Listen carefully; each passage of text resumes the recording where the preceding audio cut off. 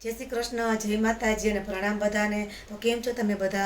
तो आज આપણે દૂધની મલાઈમાં એક વસ્તુ એવી ઉમેરી અને ટેસ્ટી ઘી બનાવશું અને ઘીની સાથે સાથે બીજી બે ત્રણ રેસીપી પણ હું તમારી સાથે શેર કરવાની છું। જેમ કે આપણે હોમમેડ બટર કેવી રીતના બનાવવું અને હોમમેડ પનીર કેવી રીતના બનાવવું અને તેના કીટામાંથી આપણે એકદમ સરસ ટેસ્ટી મીઠાઈ બનાવશું। તો તમે જુઓ, દરેક વસ્તુ એકદમ સરસ પરફેક્ટ અને ટેસ્ટી બનીને સરસ તૈયાર થઈ ગઈ છે। આ ચારેય વસ્તુ છે ને તે દૂધની મલાઈમાંથી જ બનેલી છે। તમારે વધારાની કોઈ સામગ્રીની જરૂર નહીં પડે। તમારી મલાઈમાંથી આ ચાર વસ્તુ સરસ બનીને તૈયાર થઈ જશે। તો ચાલો આપણે બનાવવાની શરૂઆત કરીએ। તો સૌથી પહેલાં તમારું સ્વાગત છે મારી ચેનલમાં। અને આપણે હવે આ મલાઈ લીધેલી છે। આ મલાઈને મેં ફ્રીઝરમાં સ્ટોર કરેલી હતી। તેને આપણે 2-3 કલાક પહેલાં અગાઉ કાઢી લેવાની છે મલાઈને। આજે આપણે જે મલાઈમાંથી ઘી બનાવશું ને તેમાંથી બધી જ વસ્તુનો સરસ ઉપયોગ થઈ જશે। કોઈ પણ વસ્તુ નકામી નહીં જાય। તો તમારે સૌથી પહેલાં મોટા વાસણમાં સરસ મલાઈને આવી રીતના લઈ લેવાની છે અને ત્યાર પછી એક ગ્લાસ લેવાનો છે। તો ગ્લાસને આવી રીતના સરસ વચ્ચે સેટ કરી દેવાનો અને ત્યાર પછી ગ્લાસની મદદથી ને તમારે આવી રીતના મલાઈને હલાવતા રહેવાનું છે। આપણે નોર્મલી જ્યારે માખણમાંથી મલાઈ બનાવતા હોય ને ત્યારે થોડું પાણી ઉમેરવું પડે, પણ અત્યારે તમારે આમાં પાણી જરા પણ ઉમેરવાનું જરૂર નથી। અત્યારે આપણે આવી રીતના ગ્લાસથી ને સરસ હલાવતા રહેવાનું છે, કારણ કે આપણી એકદમ સરસ ટ્રેડિશનલ રીત છે। વર્ષો પહેલાં જ્યારે ઇલેક્ટ્રિક સાધનો નહોતા ને ત્યારે આપણા વડવાઓ હતા ને તે આવી રીતના જ માખણમાંથી ઘી બનાવતા હતા। અને તે સમયનું જે ઘી હતું ને તેની ક્વોલિટી અને સુગંધ એક નંબરની હતી અને ઇલેક્ટ્રિક સાધનોના મદદ કરતાં પણ એકદમ સરસ ઝડપથી બની જાય છે। તો આપણું માખણ સરસ બનવા આવ્યું છે। હવે આપણે એમાં થોડું આમ તો પાણી ઉમેરશું અને ફરી પાછું આપણે ગ્લાસથી સરસ ફેરવશું ને તો આપણું માખણ સરસ મસ્ત મજાનું તૈયાર થઈ જશે। તો તમે જોઈ શકો છો, ફક્ત 5 જ મિનિટમાં આપણું માખણ સરસ બનીને તૈયાર થઈ ગયું છે અને ટ્રેડિશનલ રીતથી કર્યું છે એટલે આપણા કીટાનું પ્રમાણ પણ સરસ ઓછું નીકળશે, કીટું સાવ ઓછું નીકળશે। તો આપણું મસ્ત મજાનું માખણ સરસ તૈયાર થઈ ગયું છે।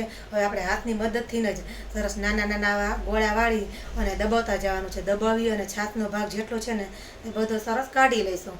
છાશનો ભાગ કાઢી લઈશું ને એટલે આપણું કીટાનું પ્રમાણ સાવ ઓછું થઈ જશે અને બધા જ આવી રીતના ગોળા વાળી અને આપણે તેને પાણીમાં લઈ લઈશું અને સરસ પાણીથી ધોઈ લઈશું। તો બધા જ માખણને આવી રીતના મેં લઈ લીધું છે અને પાણીમાં સરસ ધોઈ પણ નાખ્યું છે। તમે જોઈ શકો છો, મસ્ત મજાનું આપણું માખણ બનીને તૈયાર થઈ ગયું છે। હવે આપણે આ માખણમાંથી હોમમેડ બટર બનાવવાનું છે। તો આપણે હવે તેની પ્રોસેસ કરીશું। તો હોમમેડ બટર કઈ રીતના બનાવવું ને તે ચાલો આપણે હવે જોઈ લઈએ। આપણે આ માખણ છે ને તેમાંથી થોડું માખણ અલગ કાઢી લેવાનું છે। તમારે જેટલું બટર બનાવવું હોય ને એ પ્રમાણે તમારે માખણ થોડું અલગ કાઢી લેવાનું છે। ત્યાર પછી આપણે થોડું તેમાં મીઠું નાખીશું। મીઠું થોડુંક જ નાખવાનું છે, નહીં તો તમારું બટર ખારું થઈ જશે। ત્યાર પછી આપણે તેમાં થોડી હળદર ઉમેરીશું। હળદર ઉમેરીશું ને એટલે આપણે બટરનો કલર બહાર હશે ને તેવો જ સરસ કલર બની જાય છે। ત્યાર પછી આવી રીતના સરસ ચમચીથી મિક્સ કરી લેવાનું છે। જો તમારી પાસે કોઈ એવો ડબ્બો હોય તો નીચે બટર પેપર પાથરી અને આપણે જે બટર તૈયાર કરેલું છે ને તે તેમાં આપણે નાખી દઈશું। બધું બટર તેમાં નાખી અને સરસ ફેલાવી દઈશું અને એકદમ સરસ ચમચીથી સરસ સેટ કરી લઈશું। મિત્રો, આપણે બટરનો ઉપયોગ તો ઘરમાં કરતા જ હોઈએ છીએ, કે બ્રેડ લગાવવામાં કે પાઉંભાજી કે ગમે એમાં બટરનો ઉપયોગ કરતા જ હોઈએ છીએ। તો બજારમાંથી મોંઘું બટર લઈ આવવું એના કરતાંથી આપણે ઘરે જ હોમમેડ બટર સરસ બનાવવું જોઈએ। આપણે આ ડબ્બાને 2 કલાક માટે ફ્રીજમાં રાખી દઈશું સેટ થવા માટે। ત્યાર પછી આપણે માખણમાંથી ઘી બનાવશું। તો ઘી બનાવવા માટે આપણે તપેલાને ગેસ ઉપર સરસ રાખી દઈશું અને માખણ ઓગળે ને ત્યાં સુધી આપણે ગેસ છે ને ફાસ્ટ રાખવાનો છે। ત્યાર પછી આવી રીતના થોડું ઓગળી જાય અને ઉફાણ આવે ને ત્યારે ગેસ ધીમો રાખી દેવાનો છે। કોઈ પણ ભેળસેળ વગર કે કોઈ પણ મિલાવટ વગર અને ઘરનું શુદ્ધ અને સાત્વિક ઘી ફક્ત 5 મિનિટમાં સરસ બનીને તૈયાર થઈ જશે। આપણે વાતો કરીએ છીએ ને ત્યાં જ અડધું ઘી તો સરસ બનીને તૈયાર થઈ જ ગયું છે। તમે જોઈ શકો છો, જો બધાના ઘરમાં છે ને ઘી બનાવતા જ હોય છે। તો તમે જો આવી રીતના બનાવશો ને તો તમારી એકય વસ્તુ વેસ્ટ નહીં જાય, બધી વસ્તુનો તમે સરસ ઉપયોગ કરી શકશો। તો આપણું ઘી જોઈ શકો છો એકદમ સરસ તૈયાર થઈ ગયું છે। ત્યાર પછી આપણે તેમાં મીઠો લીમડો નાખીશું અને 2 મિનિટ માટે રહેવા દઈશું। મીઠો લીમડો નાખવાથી ઘીમાં સારી એવી સરસ સુગંધ પણ આવે છે અને આપણું ઘી લાંબો સમય સુધી સારું પણ રહે છે। ત્યાર પછી આ લીમડો કાઢી લઈશું। આ ડાળીનો તમે દાળ કે કઢી વઘારમાં પણ ઉપયોગ કરી શકો છો। ત્યાર પછી આપણે ઘીને સરસ ઠંડુ થવા માટે રહેવા દઈશું। ત્યાં સુધીમાં બીજી પ્રોસેસ કરી લઈએ। તો હવે આપણે જે દૂધ વધેલું હતું તેમાંથી આપણે પનીર બનાવવાનું છે, તો તેની આપણે પ્રોસેસ કરી લઈએ। તો આપણે દૂધને ગેસ પર ગરમ થવા માટે સરસ મૂકી દઈશું। થોડું દૂધ ગરમ થઈ જાય ને એટલે આપણે તેમાં અડધા લીંબુનો રસ ઉમેરી દઈશું. જો તમારી પાસે વિનેગર હોય તો 2 ચમચી જેટલો વિનેગર પણ નાખી શકો છો. આ બધી વસ્તુ બનાવવા માટે આપણે ફ્રેશ મલાઈની જરૂર પડે છે. જો તમારી મલાઈ વાસી હશે તો બધી વસ્તુમાં વાસ આવવા મળશે. તો આપણું મસ્ત મજાનું સરસ પનીર બનીને તૈયાર થઈ ગયું છે. હવે આપણે તેને ચાળણીમાં સરસ આવી રીતના ગાળી લઈશું અને થોડી વાર માટે રહેવા દઈશું. ત્યાર પછી આપણે કોટનનું કપડું લઈ અને બધું પનીર તેમાં નાખી દઈશું અને એકદમ સરસ બાંધી અને આપણે તેને રાખી દઈશું. ઉપરથી વજનવાળી કોઈ પણ વસ્તુ રાખી દેવાની છે જેથી કરીને આપણું પનીર સરસ બની જાય. હવે આપણું ઘી પણ સરસ ઠંડુ થઈ ગયું છે. આપણે તેને સરસ ગાળી લઈશું. તો બજાર કરતાં પણ આપણને સરસ શુદ્ધ ઘી મળી ગયું છે. હવે આપણે જે ઘી ગાળ્યું તેમાંથી જે કીટું વધ્યું છે ને તેમાંથી આપણે એની મીઠાઈ બનાવવાની છે. આ વધેલા કીટામાંથી આપણે જે મીઠાઈ બનાવશું ને તે સરળ અને એકદમ ઘરની વસ્તુમાંથી જ સરસ મીઠાઈ બની જશે. તેમાં તમારે વધારાની કોઈ વસ્તુ ઉમેરવાની જરૂર નહીં પડે. વધારાની વસ્તુ છે ને તેમાંથી જ મસ્ત મજાની મીઠાઈ બની જશે. તો અહીંયા મેં 2 સરસ રોટલી હતી ને તે લીધી છે. તમે આની જગ્યાએ બ્રેડનો ઉપયોગ પણ કરી શકો છો.